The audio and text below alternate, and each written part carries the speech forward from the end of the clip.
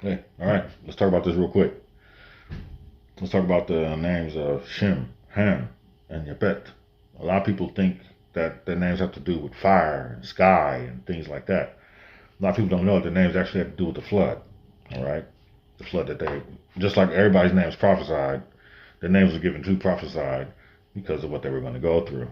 Let's look at the name of Shem. In the Hebrew, the Shem, it means name. But do you really think that Noah named his son Name? Like, hey, Name, come here, Name. I'm going to name him Name. Like, he just got bored with that one, right? It was like, come on, man. Be a little bit more creative, right? No, Shem didn't mean Shem, name, when he gave him that name.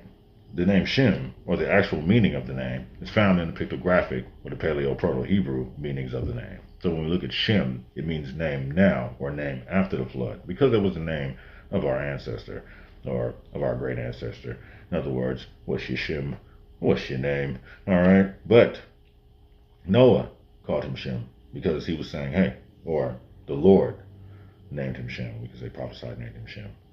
Because of the pictographic meaning of the Shin and the Mim. Of course, we have the Shin, which means the destroyer, the consumer, and of little known, the father. And the Mim, which means the water or the blood. And as many like to say, be chaos. All right, so now we look at the Shem. And we're saying, okay, it means several things. We have father's water,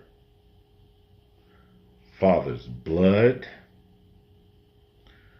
water of the father, blood of the father, and waters of the destroyer, destroyer's waters. All right, so you tell me which one you think fits. Now let's go over to Ham. All right. Of course, when we look into the Hebrew word of Ham, Ham means like heat or hot, or some people like to say fire. Of course, that's not what Ham meant when he named him Ham. And this is also in the pictographic meaning. Of course, you got the het, you got the mem. All right, so it's supposed to represent like a fencing or a separation of the waters. All right. Now, of course, that's what was taking place. And then not just a separation from the waters, but a separation of their lineages, things from the other peoples who were in the flood, but mostly to separate the waters. Now, let's look at Japheth. All right. Japheth is a good one. This one is a little hard for some people. We have the Yod, the Peth, and the Tav. All right, so you could say that it is the hand, Peth, mouth spoken, with the Tav is like a sign, a mark, and a promise. All right, so Japheth, the hands, spoken sign,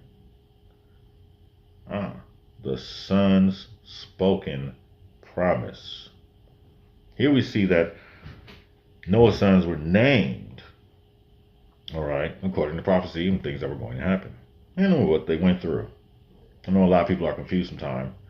And because of the definitions of the words that we use now, people like to say, well, Shem and Ham, fire, water, sky, kind of like the name of Shemayim, or as I like to say, Shemyim, meaning sky above.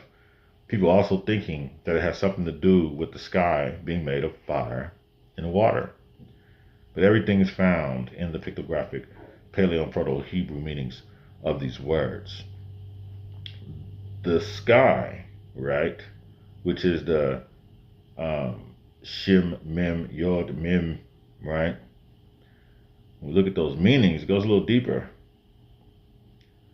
Mem, water, Yod, hand, Mem, water, Shin, destroyer.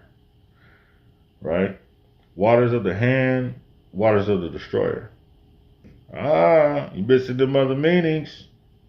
That Mem also means the blood, the Yod also means the son, and the Shin also means the father.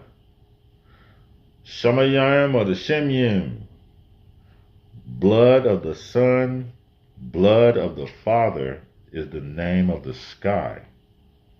And when he flooded the world, he cleansed the world in his blood. Shem. Now you know. And no one's half the battle. All right, I'll see y'all in a minute.